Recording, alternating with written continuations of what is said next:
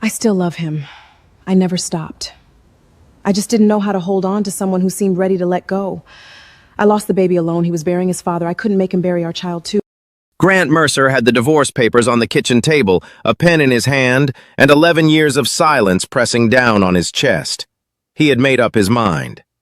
Then came the night of Laurel's gathering, and the sound of Elise crying behind a half-open door. He told himself to walk away.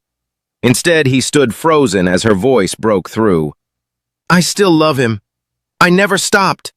I just didn't know how to hold on to someone who seemed ready to let go. Then came the words that stopped him completely. I lost the baby alone. He was burying his father. I couldn't make him bury our child, too. Grant stood motionless in that hallway. He had come here believing the marriage was already over. Now he wasn't sure he had ever understood it at all, or the woman he was about to walk away from. If you've ever felt like the people closest to you are strangers, you stop knowing how to reach. Stay with this one. And if stories like this mean something to you, subscribing to the channel takes 2 seconds and helps more than you'd think. Grant Mercer was the kind of man who could look at a broken piece of furniture and know exactly what it needed. He could run his fingers along a split grain of wood, feel where the weakness started, and understand which parts still had life in them. He had built Northline Woodworks from a rented corner of a storage facility in South Richmond into a proper workshop with 6 employees and a reputation solid enough to attract clients from 3 states over.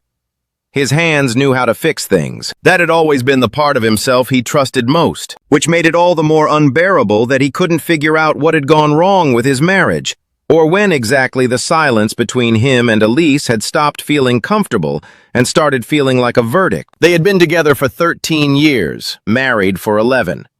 In the early days, Elise used to bring dinner to the workshop and sit on an overturned crate just to watch him sand down an old cabinet or rejoin a chair leg that had cracked under years of weight. She would leave small notes tucked inside his lunch bag. Not love letters exactly, just small observations, little drawings, things that said, "I was thinking about you today." She laughed easily back then, loudly, the kind of laugh that filled whatever room she was in.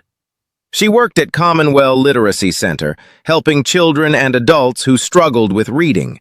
And she carried that work home with her in the best way.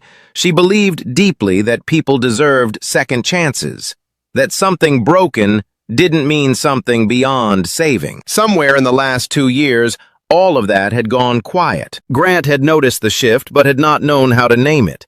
Elise stopped coming to the workshop. The notes disappeared. They began eating at different hours, exchanging information about bills and schedules rather than anything that actually mattered. They stopped sleeping in the same room without ever formally deciding to. He told himself it was the pressure, the financial strain that had been building since a major client pulled out of a contract without warning, leaving Northline exposed and bleeding. He had been working 16-hour days trying to hold things together, and he assumed Elise had simply grown tired of a husband who came home exhausted and distracted every night. He assumed she had pulled back because she was disappointed in him. That assumption had been living in him for so long that it had started to feel like fact. What he had not considered, what had never fully formed into a thought he allowed himself to have, was that Elise might be suffering in ways that had nothing to do with the workshop, and that her silence might not be distance, but something closer to survival. The evening before Laurel's gathering, Grant had sat alone in Northline after everyone else had gone home.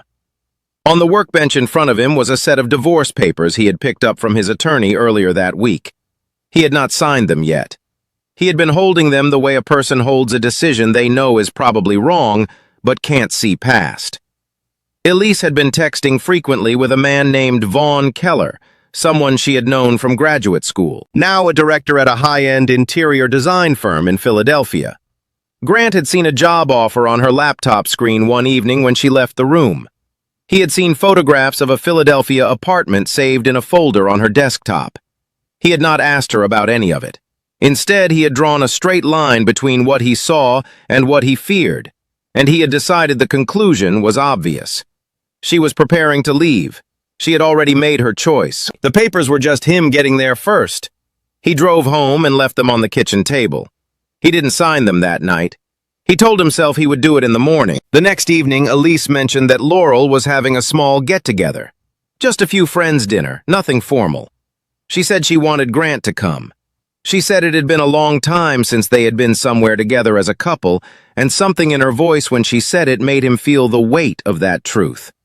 He agreed to go, telling himself it was one last evening before everything changed. Laurel Dean lived in a renovated row house near the old Canal District, the kind of place that felt carefully lived in. Bookshelves covering every wall, mismatched chairs that somehow worked together, the smell of something slow-cooked coming from the kitchen. She was Elise's oldest friend, a children's book editor who had an opinion about everything and the confidence to share it without apology. Mara Keene was already there when they arrived, a former colleague of Elise's who had always been quieter than Laurel but no less observant. Grant shook hands and made conversation and watched Elise from across the room. She was laughing at something Laurel had said, and for a moment she looked the way she used to look, present, lit from within, comfortable in her own skin. Then her eyes moved to find his across the room, and whatever had been there a second before went carefully neutral. After dinner, Grant stepped outside to take a call from his workshop manager. There was a problem with a delivery, nothing that required him to drive in, but the conversation took longer than expected. By the time he came back inside, Elise had disappeared from the main room. He walked down the hallway toward the back of the house, and that was when he heard it. The low, unsteady sound of someone crying behind a door that had not been fully pulled shut. He should have kept walking, he knew that. But then he heard his name spoken in Elise's voice, and his feet stopped moving on their own. Inside the room, Elise was sitting with Laurel and Mara. Grant could not see them through the narrow gap in the door, but he could hear everything. Elise was trying to compose herself, her breath coming unevenly as she spoke. She said she didn't know how much longer she could keep doing this, going through the motions of a life that felt like it was happening around her rather than with her. She said Grant was the only person she had ever been with who made her feel like she had a real home, not a place to sleep, but an actual foundation. She said she remembered the years when they had almost nothing, when they would eat canned soup on the floor of the workshop and talk for hours about the house they would buy someday, the trips they would take, the family they imagined. She said she had held on to those memories for a long time, longer than was probably reasonable. Mara asked gently what had changed. Elise said she didn't think anything had changed for Grant. She said that was the problem. She said she had watched him pull further and further inward, and that every time she considered reaching toward him, she saw how exhausted he already was and couldn't bring herself to add her own weight to what he was carrying. She said she had convinced herself that staying quiet was the same as being strong, and that somewhere along the way she had stopped being able to tell the difference. Then Laurel asked about Philadelphia. The room shifted. Elise took a slow breath before she answered. She said Vaughn Keller had offered her a position at his firm more than double her current salary, plus a signing bonus. She said she had been seriously considering it, not because she wanted to build a life with Vaughn, who she described with a flatness that left no room for misreading, but because the money would have been enough to clear a debt Grant didn't know she knew about, a debt that was threatening to close Northline within the year. Laurel's voice sharpened. She asked what Elise meant by a debt Grant didn't know she knew about. Elise said that 14 months ago, when Northline ran out of money to make payroll, she had sold the small lake house her mother had left her. She had transferred the entire amount to Grant's accountant, listed as a private investment from an outside source. Grant had believed the money came from an old client paying an overdue invoice. He had never known it was her. He had never known she had given up the only piece of her family she still had in order to keep his business alive. Standing in the hallway, Grant felt the air leave his body, but Elise wasn't finished. After a long, raw silence, she said there was something else. She said that the same week Grant's father died, she had found out she was pregnant.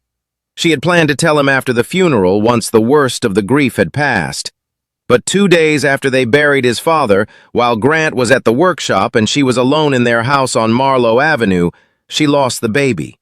She had never told him. She said she couldn't. She said he had just buried his father and was fighting every day to keep Northline from collapsing. And she had looked at him and thought, I cannot hand him one more thing to grieve. I lost the baby alone. she said, her voice barely holding. He was burying his father. I couldn't make him bury our child, too. Grant stood with one hand braced against the hallway wall. Everything he thought he had understood about the last 14 months, the distance, the silence, the way Elise had seemed to go somewhere he couldn't reach, was rearranging itself in real time. He had read her withdrawal as indifference. He had read her exhaustion as regret. He had spent months constructing a story in which she was preparing to leave him, and not once had he stopped to ask her what was actually happening. He made it outside before the full weight of it landed on him. He sat in his truck in the dark for a long time, then drove to Northline. He let himself into the empty workshop and sat at his bench, surrounded by pieces of furniture waiting to be restored. A dining table with a cracked center joint, a rocking chair with a hairline fracture running through one arm, a chest of drawers someone had tried to fix badly before bringing it to him. He had spent his whole career believing that almost anything could be saved if you were willing to understand it first, to take it apart carefully, and look at what was actually broken before reaching for the glue. He had not done that with Elise. He had taken the surface evidence and built a conclusion, and never once asked her to sit down and talk to him. When he heard her key in the front door at home that night, he was already there, sitting in the living room with the lights on. The divorce papers were still on the kitchen table where he had left them unsigned. Elise stopped in the doorway when she saw him, and the color shifted in her face. Grant looked at her steadily and said, "I heard the conversation." Elise did not speak. She stood very still. "Not on purpose," he said, "but I heard it." He looked at the papers on the table, then back at her. "Why did you carry all of that alone?" Elise crossed the room slowly and sat down across from him. When she finally spoke, her voice was quiet and very tired. She said she hadn't known how to start. She said every time she thought about saying something, another week would pass, and the silence would calcify a little more until the truth felt like something too heavy to lift without dropping it on both of them. Grant told her about the divorce papers. He told her what he had seen on her laptop, the job offer, the apartment photographs, the months of watching her pull away and deciding he already knew why. He said he had been so certain he was about to be left that he had never stopped to consider he might be the one doing the leaving. Elise looked at him for a long time. Then she said quietly, "I wasn't going to Philadelphia for Vaughn. I was going to pay back what you don't even know I gave you." Grant did not pick up the pen. He pushed the papers to the side and told her the only honest thing he had said in months. "I'm not ready to sign these, but I'm not ready to pretend tonight didn't happen either. I think we need real help, not just another night of not saying anything." Elise nodded. It was a small movement, barely visible, but it was the first thing either of them had agreed on in a very long time. Dr. Celia Rowan's office was on the third floor of a converted building near the edge of downtown Richmond, the kind of space designed to feel neutral. 2 chairs angled toward each other, a window that looked out onto a row of old elms. Nothing on the walls that could be interpreted as taking sides. Grant had expected the first session to feel like a release. He had expected that once everything was out in the open, the pressure would ease the way it does when you finally locate a crack you've been unable to find by touch alone. Instead, sitting across from Elise in that quiet room, he felt the distance between them more precisely than he ever had in their own home. Dr. Rowan was measured and unhurried. She did not push them toward conclusions. She asked questions and waited, and what came out of that waiting was not relief but friction, the kind that forms when 2 people who have been protecting the same wound from opposite sides finally have to look at it together. Grant told Dr. Rowan that what hurt him most was not the miscarriage itself, as devastating as that was to sit with, but the fact that Elise had been alone in their house on the worst day of her life and he had not known. He said he had been at the workshop 2 miles away while his wife was falling apart, and she had made the decision not to call him. Elise listened without interrupting. When it was her turn to speak, she said she understood why it felt that way to him, but that his description left out something important. She said that in the weeks after his father died, Grant had essentially disappeared into the workshop, answering messages when he felt like it, coming home after midnight, moving through the house like a man who had forgotten what rooms were for. She said she had stood outside the workshop door more than once with the intention of telling him everything, and each time she had looked through the window and seen him bent over a workbench with that particular kind of exhaustion that has no bottom to it, and she had turned around and gone home. It had not felt like a choice so much as an impossibility. Dr. Rowan let the quiet settle before observing carefully that both of them seemed to be operating under the same assumption that they each knew better than the other what the other person could bear. She said that kind of certainty, however well-intentioned, was one of the most effective ways two people could end up utterly alone inside the same marriage. That observation opened something Grant hadn't expected to face in the first session. Dr. Rowan asked him directly whether there was anything he had been withholding from Elise in the same way she had withheld things from him. Grant sat with the question longer than was comfortable, then told the truth. Northline Woodworks was not simply struggling. It was carrying a debt of close to $96,000 accumulated over 18 months of reduced income and overextended contracts. He had taken on jobs at rates below what the work was worth just to keep money moving through the business. He had not told Elise because he was ashamed, because he had watched her sacrifice everything to keep the workshop alive and could not bring himself to admit that the crisis she had tried to fix was not actually fixed. Elise went still in her chair. Then she said quietly, but with an edge underneath it, that she had given up the last thing her mother had left her, a small house on a lake she had spent summers in as a child, and that money had bought them 14 months. That was all. Because Grant had never once sat down with her and said, "Here is what's actually happening. Here is what we actually need." Grant said that was fair. He said it was also true that she had made a decision involving a significant amount of money without saying a word to him. Elise said that was different. Grant said he wasn't sure it was. The session ended before either of them could find a way back from the edge of that exchange, and they drove home in separate cars. The 72-hour ultimatum from Vaughn Keller arrived by phone on a Tuesday afternoon. Vaughn said the firm had another candidate in consideration and couldn't hold the position open any longer. He was pleasant about it in the way that people are pleasant when they know they have leverage. He mentioned almost in passing that watching someone you cared about wait indefinitely for a situation to improve was its own kind of heartbreak. Elise said she would think about it. Vaughn said she deserved better than having to think about it. She brought the contract to the next session and set it on the low table between the chairs without comment. Dr. Rowan asked Grant what he felt when he looked at it. Grant said he felt like he was looking at proof of every failure he hadn't been able to keep private.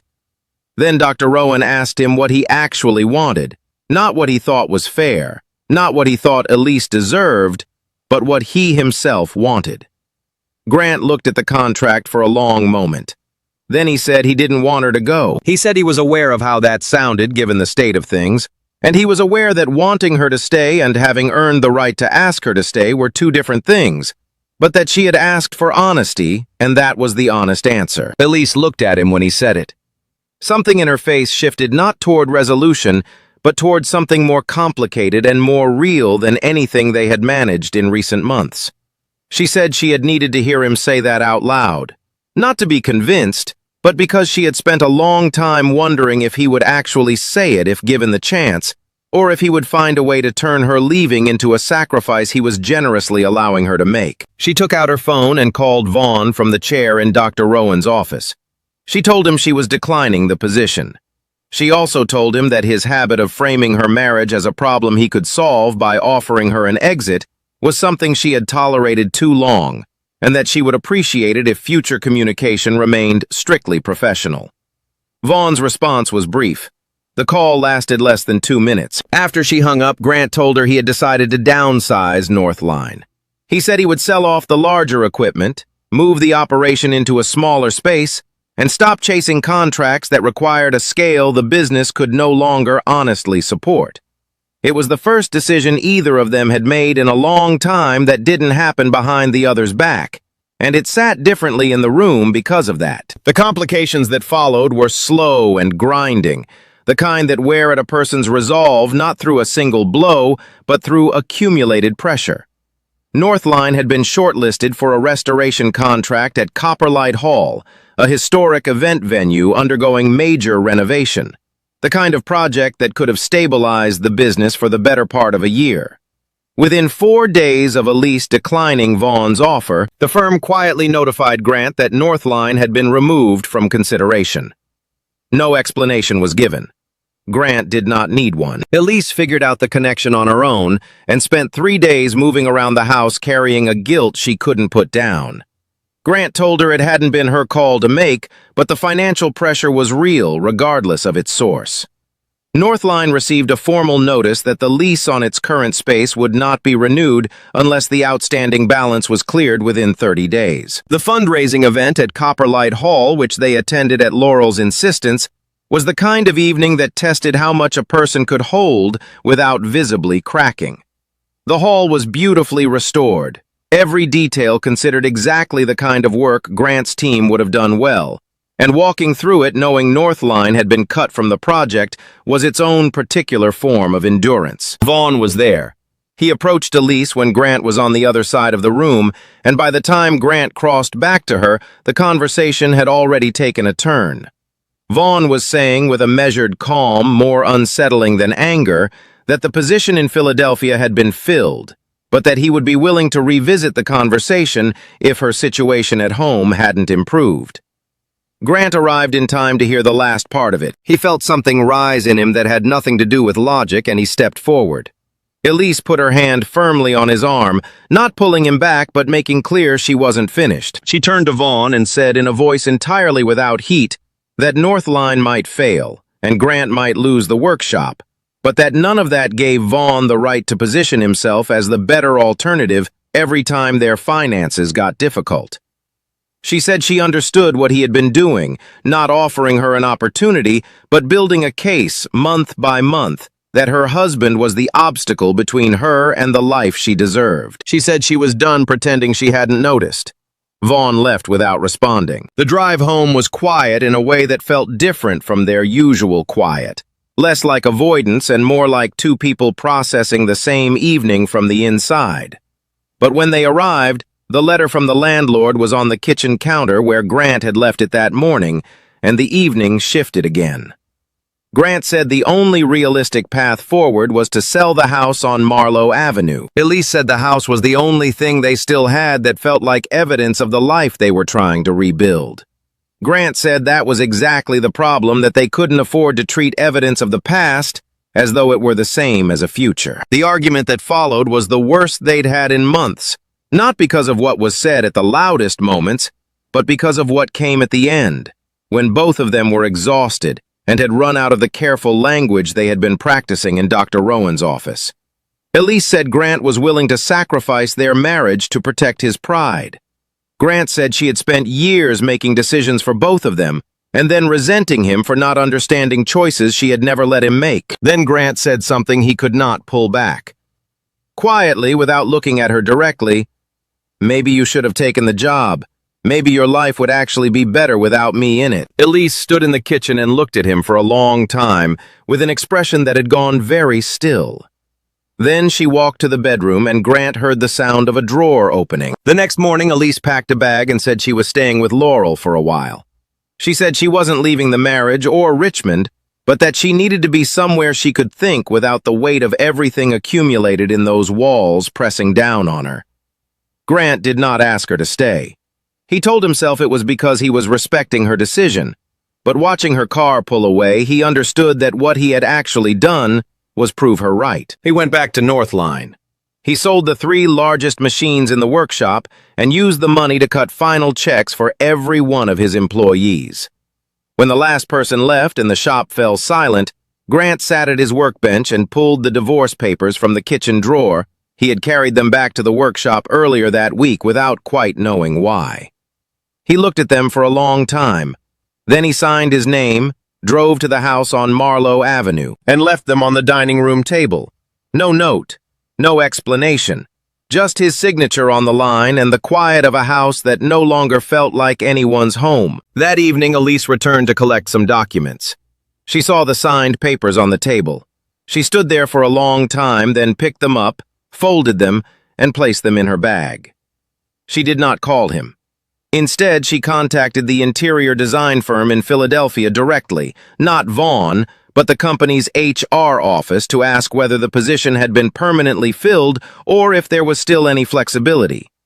By the next morning, she had a response and a new set of documents waiting in her email. Grant spent 2 nights on the cot in the back of Northline before he allowed himself to return to the house on Marlowe Avenue.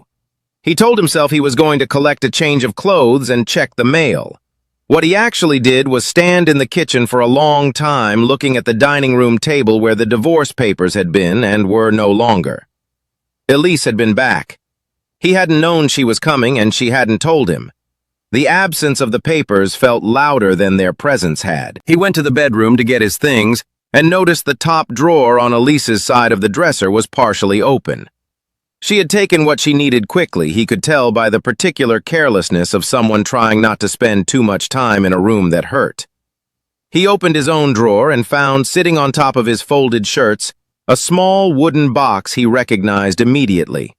He had made it years ago, walnut with dovetail corners, built on a slow afternoon when he was first learning the joint. He had given it to Elise without ceremony, and she had kept it on her nightstand for years before it quietly disappeared from his notice. He had assumed she had moved it to a closet somewhere. He had not thought to ask. He lifted the lid. Inside, arranged with a care that was painful to look at directly, were things he had not known existed, and things he had not known she had kept. There was an ultrasound image, small and slightly faded, the date printed along the bottom edge. There was a hospital bracelet with Elise's name on it, dated 2 days after his father's funeral. There was a folded receipt, the sale document for the lake house, the numbers printed plainly, her signature at the bottom, and beneath all of it, a small stack of letters written on the cream-colored notepad she kept on her desk, each one folded in thirds and unsealed. Grant sat on the edge of the bed and read every one of them. They were not angry letters. That was the first thing that struck him. He had braced for accusation and found instead something much harder to absorb.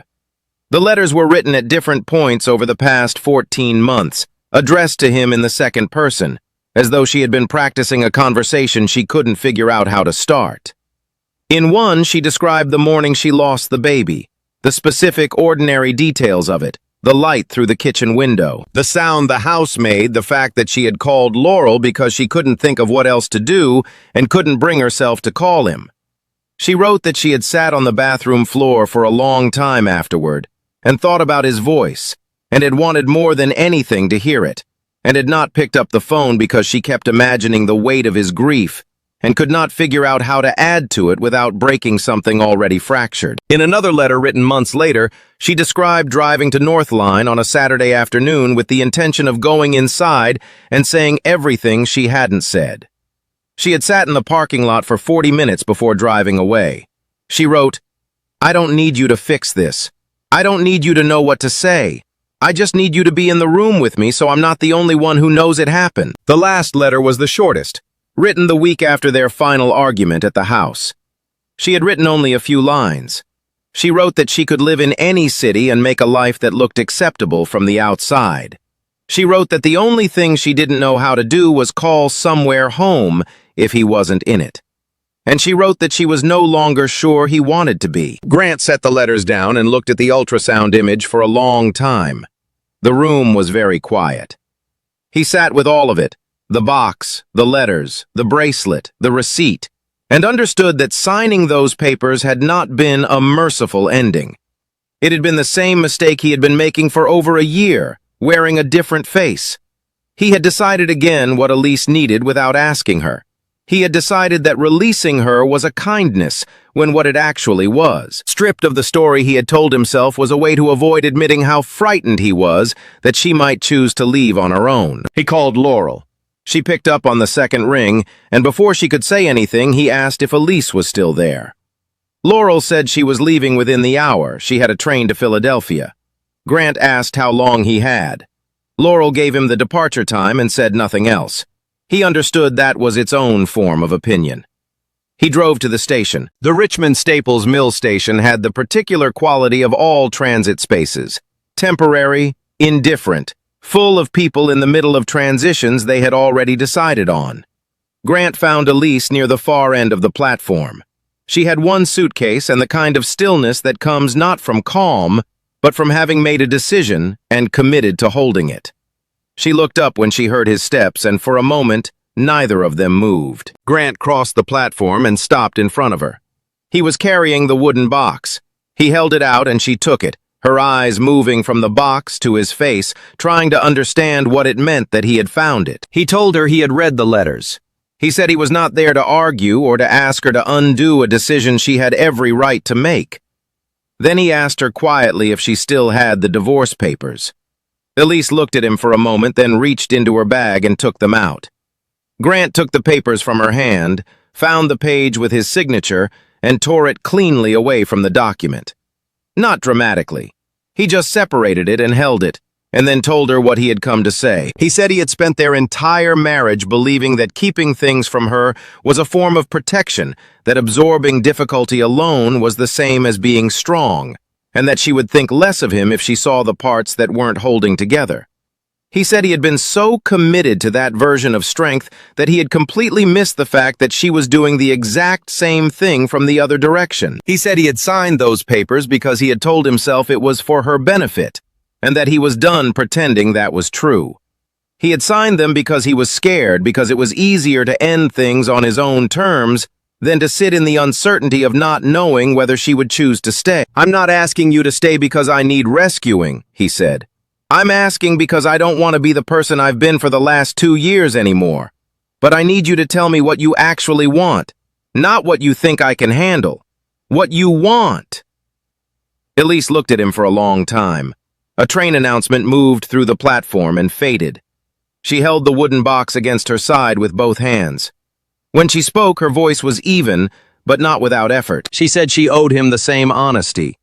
She said she had spent so long managing what she let him see that she had lost track of the difference between protecting him and protecting herself from the risk of being fully known and still not being enough.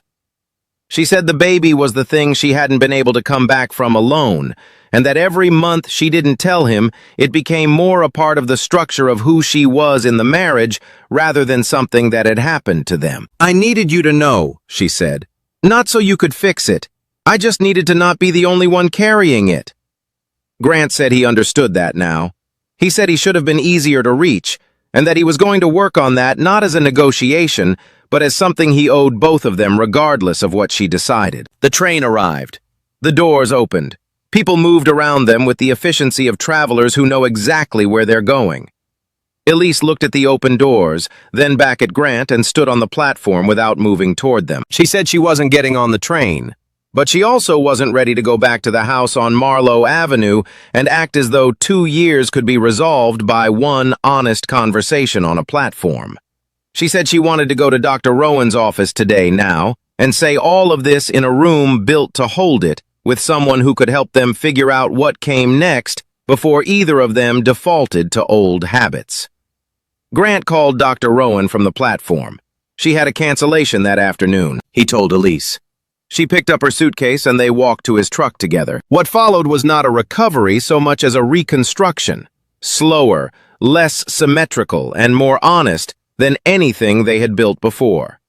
They sold the house on Marlowe Avenue 4 months later, but it was a decision made together over several conversations, not a concession extracted in a moment of desperation.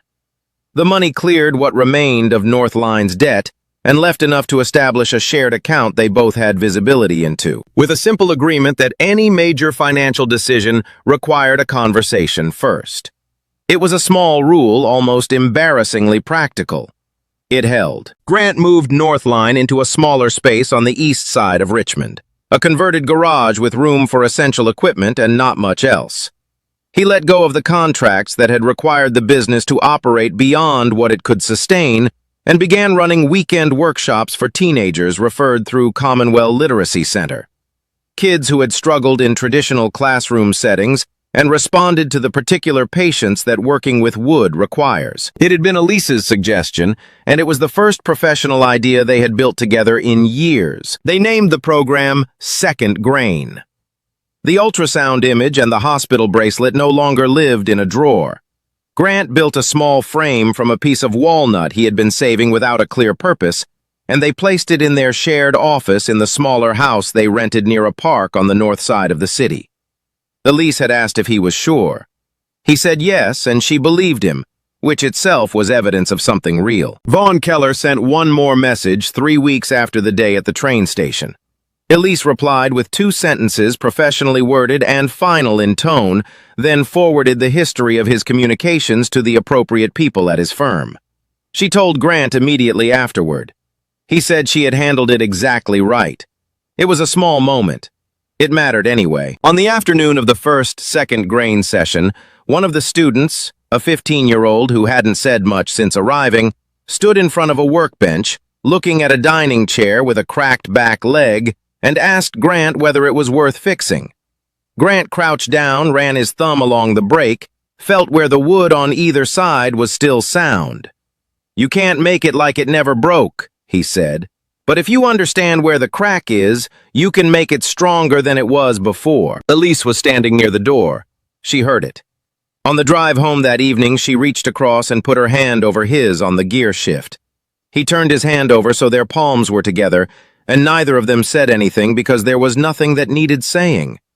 Only the quiet of 2 people who had finally stopped mistaking silence for safety and had learned at real cost that the only kind of silence worth keeping is the kind with nothing hidden underneath it. A lot of marriages don't end because 2 people stop loving each other. They end because both people are hurting,